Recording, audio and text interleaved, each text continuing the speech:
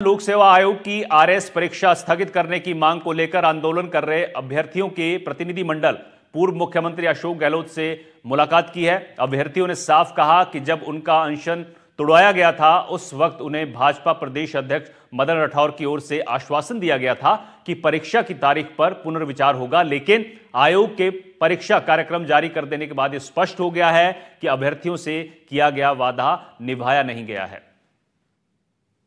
18 जून को होने वाली आरएस परीक्षा को लेकर जिस तरह से एक बड़ा वर्ग चाह रहा था परीक्षा स्थगित हो, नहीं हुआ। फाइनली एडमिट कार्ड जारी हुए तो जो धरने पे बैठे अभ्यर्थी थे वो अशोक गहलोत से मिलने उनके बंगले पे आए हैं, उनसे मुलाकात हुई है। कुछ हमारे साथ साथी भी हैं। क्या बात हुई अशोक गहलोत से और आपकी मांग को लेकर फाइनली ये हो गया है कि सरकार कोई एक्शन नहीं ले रही है? जी सर, हमने गहलोत साहब को बताई है हमारी जो भी मांगे थी। उन्होंने कहा है कि अगर ऐसा नहीं कर रहे हैं प्रदेश अध्यक्ष साहब, हर जगह उन्होंने यही स्टेटमेंट दिया है कि ये काम हो गया है और हो भी जाएगा, और अगर ऐसा वो नहीं करते हैं तो ये बड़े शर्म की बात है बोले उनके लिए। ये सब कह रहे हैं गहलोत साहब। तो अब आप परीक्षा नहीं दे रहे?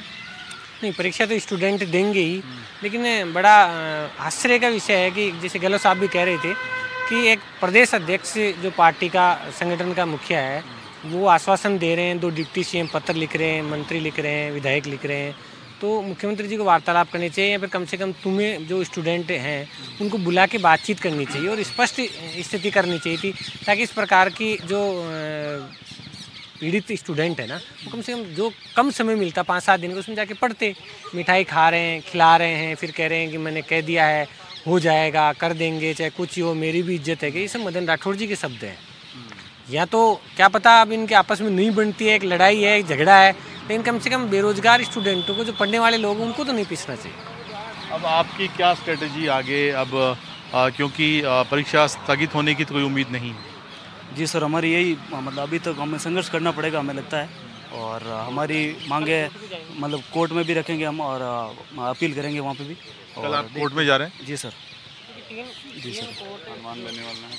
हनुमान बेनीवाल जी ने भी हमारा समर्थन किया है। वो भी कह रहे हैं कि मेरा फुल सपोर्ट है और जो भी मुझे करना पड़ेगा मैं वो करूँगा स्टूडेंट के हित के अंदर।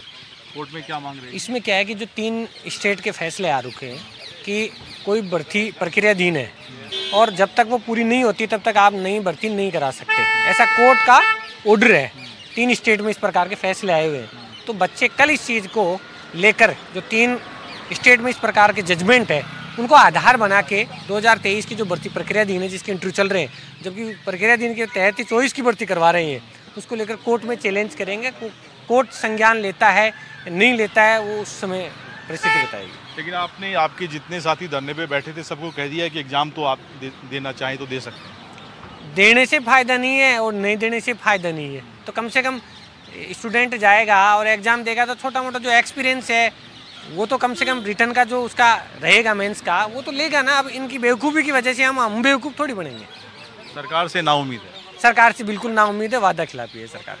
तो कल राजस्थान हाईकोर्ट में आप याचिका लगाए? हाँ बिल्कुल, कोर्ट में कल याचिका लगाई जाएगी और कोर्ट में सुनवाई का इंतजार रहेगा क्या होता है। बिल्कुल सरकार से नाउम्मीद हैं और अशोक गहलोत ने भी कहा कि अगर मदन राठौड़ या फिर किरोड़ीलाल मीणा ने आपको भरोसा दिया और उसके बाद भी अगर नहीं परीक्षा स्थगित हुई है तो उसमें अब क्या ही किया जा सकता है। और चूंकि परीक्षा की जो डेट है वो कार्यक्रम जारी हो गया, तो अब ये जो अभ्यर्थी धरने पे बैठे थे अब कोर्ट का दरवाज़ा खटखटाने जा रहे हैं। कल राजस्थान हाई कोर्ट में ये लोग याचिका लगाएंगे। कैमरामैन निर्मल के साथ सुशांत पारिक, NDTV, जयपुर।